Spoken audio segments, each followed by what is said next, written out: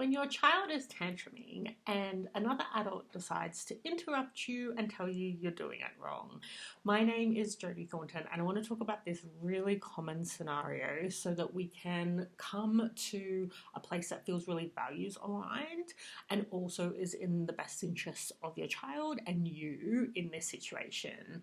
So this is really common with, extended family or even like in friendship circles. Sometimes it can be the case where a child is really overwhelmed and to the point of tantruming, and another adult wants to, you're trying to hold space, you're trying to stay calm, you're trying to be a gentle parent, and another adult wants to come in and tell you that, feelings shouldn't be allowed to this extent, or that they should be told that this is not an appropriate way to handle themselves, or even things like, you're teaching them that tantrums are a way to get what they want, right? Now, I first want to talk about why people do this, because I think it really helps to set the scene about what is the most values aligned response for you to have in the moment.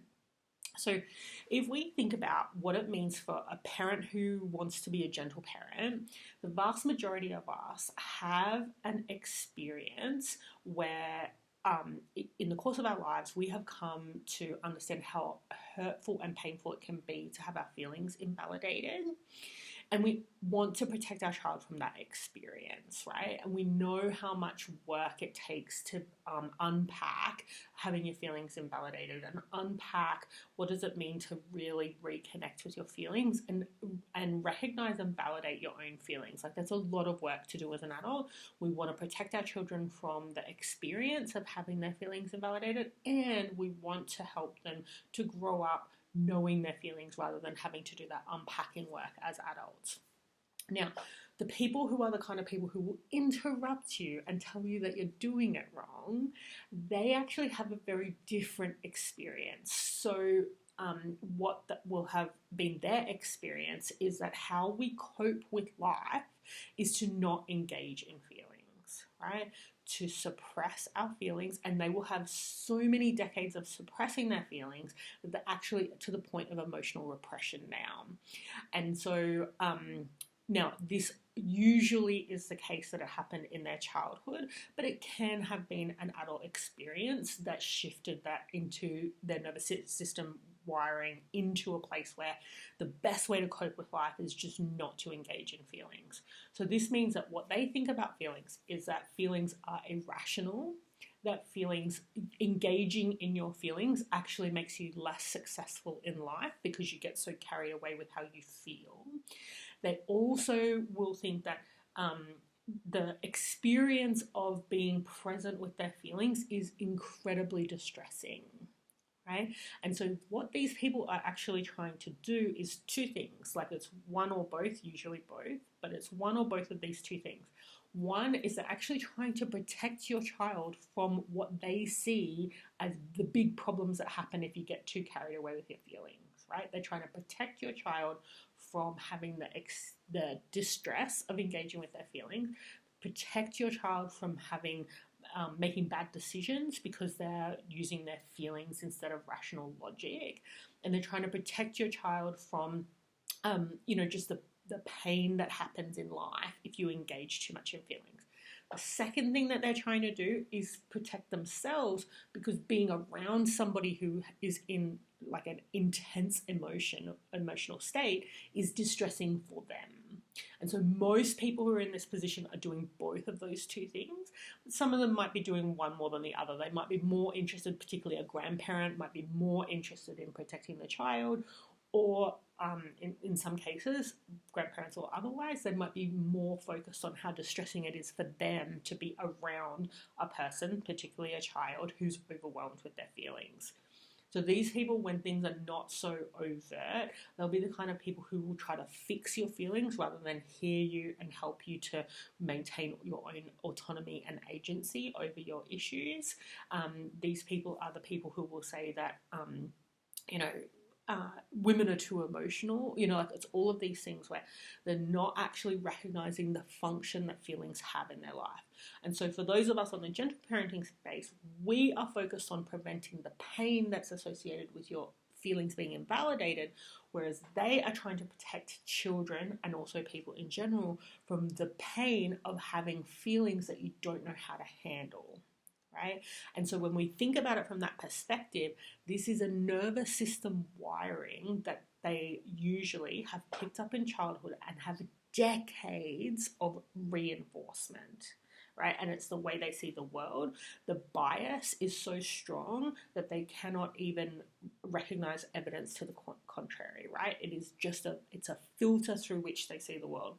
People who are emotional, less likely to be successful, less likely to enjoy their lives, less likely to be relaxed. And they pick up all the evidence that they see that that is true. And when it comes to parenting, what their perspective is they see the children who don't tantrum, they must be the ones who also don't engage in their feelings. The children who do tantrum are the ones that just stay in emotional distress for extended periods of time. That's what the evidence they're seeing from the world. So they're not seeing that some of those children who are not tantruming because their parents have held space for them in such a way that they are able to be regulated, which is different to suppressing and not engaging in their feelings, right? And now, to be honest, none of us really know, unless we really know the child well, none of us really can look at a child who's not tantruming and know for certain whether it's emotional suppression or emotional regulation, unless you have a really close relationship with the child and you're genuinely curious and getting to know, their responses. You don't really know. What they see is that that child has clearly understood that we don't engage in our feelings. So they're picking up all this evidence that continues to support what they think, and anything that causes cognitive dissonance, they rationalize away in some way. Right? And so I just wanted to put that in the context, because so often when somebody is interrupting to tell us that we're doing it wrong, so often our focus is around like that they're criticizing us or that they're undermining us or that they're, there's so much else, which may be true. I'm not saying that that's not also true, but the fundamental reason why somebody who not just internally is thinking, I wouldn't do it that way, they're actually wanting to get up and interrupt as you are trying to hold space for your child. So they might be criticizing you, or they might be trying to take over and parent your child in that moment. That person, I can almost certainly say that person has this viewpoint that feelings are not useful. They are things to be ignored and pretend like they're not there. Right? And so once we have that kind of baseline of understanding, it helps us to make a decision about what's values aligned for us in how we want to respond to them. So then, that being the case, should we be speaking up in the moment to advocate for our children's feelings or to help them to, respect your boundaries or all of those things? Now, in that moment, there isn't anything that you can say that will change the way they filter out information in the world, or that will change their nervous system wiring to make them recognize that it is okay for children to have feelings. There is no magic sentence you can say. There's no magic conversation you can have in that one moment that will help them to recognize that actually what you're doing is emotionally aware parenting, that what you're doing is helping your child have a healthy relationship with their emotions. There's nothing that you can do in that one conversation that will make that change or shift. Now, you may want to, let me just explain. That doesn't mean that person is permanently locked into this view of the world, but having a conversation when a child is upset and they're coming in to criticize, in that moment, that's not a fruitful time for us to unpack that patterning. And to be quite honest, when we talk about what it takes for a person to really undo decades of emotional suppression, most of the time people will say, it's actually not my priority to put that much time and energy into helping this person unpack where they're coming from in their lives, right? And so we want to just have that perspective that there's not something you can say that will advocate for your child in a way that will help that person unpack in that one moment. You can definitely plant gentle seeds, but and you may be a part of that person recognizing and then making a change so that they can shift that pattern, that nervous system rewiring. You can definitely play a part in that. But in that moment, we want to avoid this idea that if we can just say the right thing or help them or get them to listen to us, that all of a sudden they will agree that the way you're doing it is appropriate. It is helpful for your child's emotional development. Just want to take that to say that it's not on the table in that moment. Now, that doesn't mean you won't speak up. So if you feel comfortable, you might want to hold a boundary, right? You might want to say, thank you, I've got this. And like, there's so many variations on what will and won't work depending on that person's personality, your comfort level for speaking up. By all means, it can be useful for your child to hear you to advocate. So if your child hears you say, we all have feelings and it's okay for my child to have feelings, right? That can be useful for them to hear you say that, but that's not the only way we can help your child to really deeply take in that their feelings are valid. And so if the situation is complicated for you and you don't feel comfortable to speak up, that is a totally valid choice. You're not like ruining anything and you're not acquiescing, you're not being weak if you choose not to say anything in that moment. It's totally okay for you to handle it in whatever is the most constructive way for you. Then our next thing to think about, right, is then what do we want to do in the moment? If we can, the easiest way to handle this is to take the child somewhere else, because ultimately that adult is also in emotional distress. And our priority is your child's emotional distress, because our priority, we have responsibility to children, I believe we have responsibility to adults as well, but our priority is our bigger responsibility to children in our lives.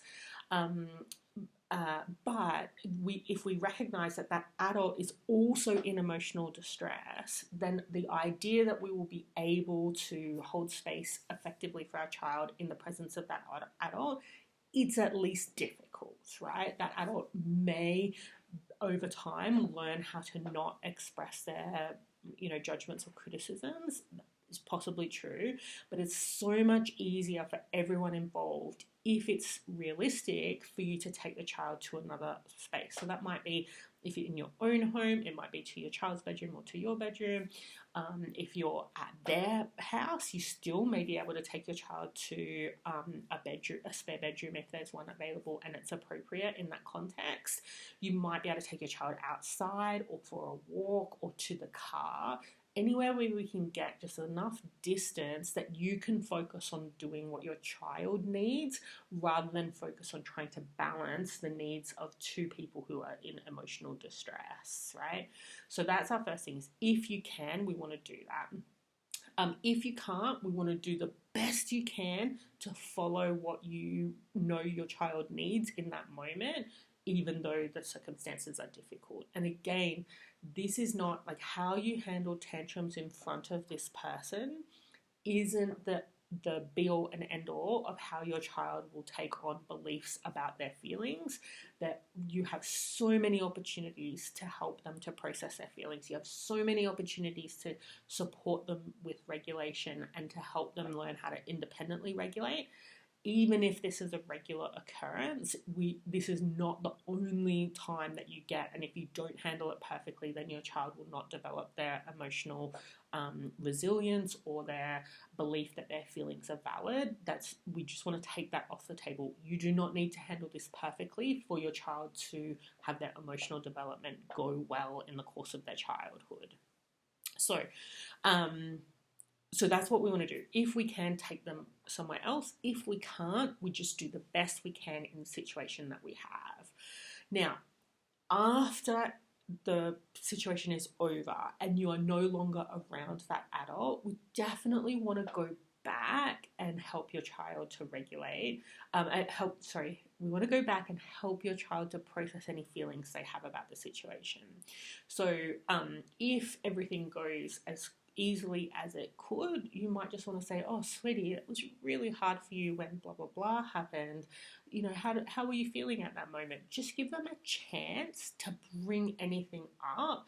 This is both about the feelings they have and also about what they heard the other adult say or do, right? Now, personally, I wouldn't bring up what the other adult said or did unless your child does. The reason I say I don't bring that up is that often what that other adult is doing our child has a very different perspective of that than we do. For us, it's so much more loaded because we're already on edge that someone is interrupting us when we're already in a such stressful situation. Generally speaking, someone who will interrupt you in that way, it's often someone who you might have a tricky relationship with already. Like, obviously, it can be some random person at the park or whatever, but like often when we're upset about these things, it's extended family, right? Or it might be a friend that you have differing parenting views between the two of you. But this is a person that there's some level of complexity in the relationship. And sometimes it's not even the complexity in the relationship between you and that person. Sometimes it's just that they're pushing on the buttons that you have about, you know, being criticized or being respected or being seen as doing well. There's all these different things that we can have, and our perception of what is happening can be very, very different to what our child sees. Sometimes our children just aren't that, they're just not putting as much weight in what someone other than their parents say. Now, obviously, there are times where a child might be like, you know, maybe they feel judged or criticized themselves, or maybe they feel like their feelings weren't valid. So we just want to, if we reopen the conversation, they get a chance to process the feelings that they had regardless, and then also it gives them a chance to perhaps bring up that they didn't like that, you know, this was said or that was said, or even not that they didn't like it, but like, oh, I shouldn't have been that upset, right? And that gives us a chance to help them process it. We want to be really careful in this space to stay with your child's perception and stay with your child's unpacking of how they feel, rather than jumping in to be like, yeah, and they shouldn't have said that to you, or, you know, or even like, I'm really sorry that, instead of saying like, I'm really sorry that you heard them say that to you, that was really harsh, that what they said, sometimes it can come across as, I'm really sorry that they said that to you, it was so inappropriate, and see how I'm not present with the child, I'm with my feelings when I'm expressing it in that way. So we want to be really careful that we focus on your child unpacking how they feel, rather than our feelings about what should and shouldn't be happening to our children, right? So that's our issue, is to really give our child an opportunity to express themselves. And if, say, for example, you're needing to process that someone invalidated your child's feelings, instead of talking about feelings in a broad sense or how that person shouldn't have said that, we want to focus on why the feeling was valid. Of course you were sad. Of course, I can see why you were upset about that. I can see why you were frustrated about that. It was a really hard day, or like whatever's the truth, right? We're showing them literally how their feelings are valid, like processing why their feelings are valid, rather than just coming at it with a broad conceptual view, like of all feelings are valid. It's true, but it's not as helpful as discrediting somebody who's incorrectly telling them that their feelings aren't valid. So that's what we want to do in terms of processing their feelings afterwards. Now, the biggest thing I want you to know about this is that it only takes a small number of weeks for you to learn how to help your child regulate their feelings quickly. Right? And what we want, like there's so much focus in the gentle parenting space about giving children the space to have the feelings that they have. And there's not enough, in my view, conversation around helping a child actually understand their feelings and take action about their feelings so that they don't need to stay in that distress. right? And so in this scenario, if this is a common situation that happens for you, rather than focusing on how do we get that other adult to get it, we can focus on your ability to help your child regulate quickly and easily when they do get overwhelmed. So then the criticism just doesn't need to happen because you're helping them to regulate. And then we also want you to help your child to recognize the feelings before they get overwhelming so that we can take action before they get overwhelming and then they don't end up in the tantrum in the first place. And this is important for us to do as parents. That's the most important thing here is actually our children learning about their emotions, not what random people will tell them. Ultimately, it won't just be these people telling your child that their feelings are invalid, because our whole culture is so not emotionally aware that they will get that message persistently. They will get that message at daycare. They will get that message at school. They will get that message at higher education. They will get that message in the workplace. They will get that message from friends, romantic relationships. There's all these places where they will get the message that their feelings are invalid, because we have kind of two parts of the culture right now. There's the part of the culture that says feelings just are invalid, right? Or some feelings are valid, but not all feelings are valid. And then we have the part of the culture that is feelings are valid, but we just need to withstand them and allow them to pass and move on. That message is going to be persistently given to your child. And so our job is not to shield them. We do want to shield them. That's a bad way to put it. The more important thing than shielding them from anyone criticizing them about their feelings is actually helping them to deeply understand their feelings. It is more important that your child actually knows how to listen to themselves and make decisions so that they don't have as much emotional distress than it is that someone else tells them that their distress is invalid, right? It's more important for your child to deeply understand, what do I need when I get overwhelmed to help me to come back into feeling present and grounded and relaxed. That's something that at first we're going to do for our children, but gradually we want them to become more and more independent with that, because this is what part of being an emotionally regulated adult is, knowing how to handle your own feelings independently. And so as your child grows, we want them to learn that. Now, in the first instance, I'm literally talking 2 to 4 weeks of actively working on helping them to regulate and helping them to understand their feelings, that we get, at the very least, shorter, fewer, less intense tantrums. In some cases, we're going to have no tantrums after that, right?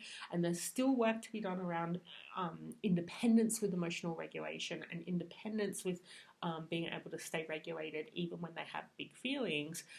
But this whole concept of it's really hard for me when somebody's criticizing me when I'm trying to support my tantruming child, that kind of can go away within a short number of weeks. And obviously there are still some times where a child will tantrum when they're, extremely tired, when they're, they've been eating things that they're not normally eating, especially where I'm recording this at the beginning of October. We've got Halloween and then the end of year holidays coming up.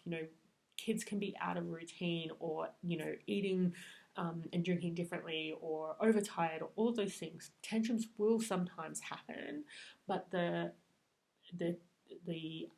frequency with which they happen will really drop once you know how to help them to regulate and once you know how to help them to understand their feelings before they get overwhelmed. If you would like some help to build those skills, I would love to talk to you about that. So if you email me at jodithornton.com/contact, there's an email form there where you can just let me know how old is your child, when are the tantrums happening, what have you tried so far, and I can talk about the options that I have that could help you to build those skills. But I really want you to know that this issue, I hope that everything I've talked through today will help you to find what's the values aligned response from you. Having said that, you may also want to talk to me about how, what is the response that you want to have to specific people in your life who are not allowing you to parent in the way that you want to parent. You may want to process how you feel about that, or you may want to process, like, based on this person, like that person's personality and my personality, like what is the best way for me to hold those boundaries or to advocate for my child. By all means, we could book a session to do that as well. But I really want to recognize that this issue of people interrupting when you're trying to hold space for your child, it becomes a non-issue once your child knows how to regulate, right? Once your child knows how to recognize the feelings before they get overwhelmed, because it's just not going to happen anymore, right? Or much less frequently, depending on the situation and your child's temperament. We're talking much less frequently than it is now, if not happening at all. So if you have any questions at all, please do get in touch. I would love to hear from you, and I hope this has been really helpful.